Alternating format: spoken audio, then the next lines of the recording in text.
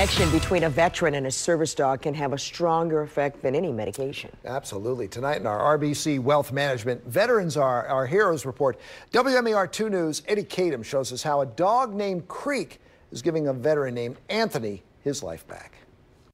Creek goes anywhere Anthony Rarbaugh goes. We've been on airplanes, we've been in hospitals, we go to every restaurant you could think of, and it's been absolutely a lifesaver. Like so many veterans, Anthony lives with post-traumatic stress disorder. 2 tours in Iraq as a member of the Marine Corps took its toll. Lauren's husband was fighting for freedom.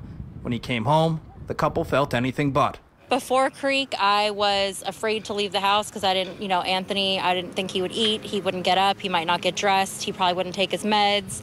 He'd probably just lay on the couch and have nightmares all day. Those nightmares made everyday life a struggle. Little things like going out to dinner became a task. Before I had Creek, I weighed 120 pounds. I wouldn't leave the house. I wouldn't eat. I wouldn't do pretty much anything other than just sit at home and just basically waste away. Medication wasn't working, so they looked into getting a service dog. They found Paws for People. Their pups start training at 3 days old. They teach the dogs how to navigate the world for their people that will someday need them. They go through Paws for Prisoners, where they learn over 100 commands and connect with those prisoners.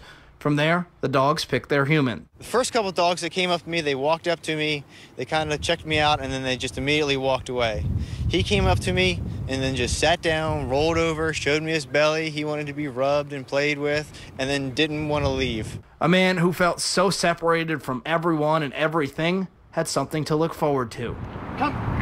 After a training, they told me, okay, next month you'll be taking your dog home, get ready. I mean, we'd already bought like the dog crate. We had dog food waiting. We had the dog bed.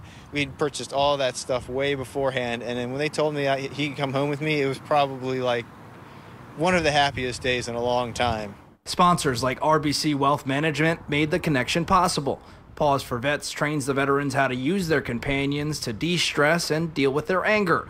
Anthony says a common misconception is that veterans aren't approachable. You don't have to avoid them, and always ask to pet a service dog. That's one big thing. And I mean, I just want to get, and the organization just wants to get more service dogs to more, not just veterans, but also other people that are in need. I mean, they are a lifesaver. They're better than any other medication out there. The nightmares are more manageable.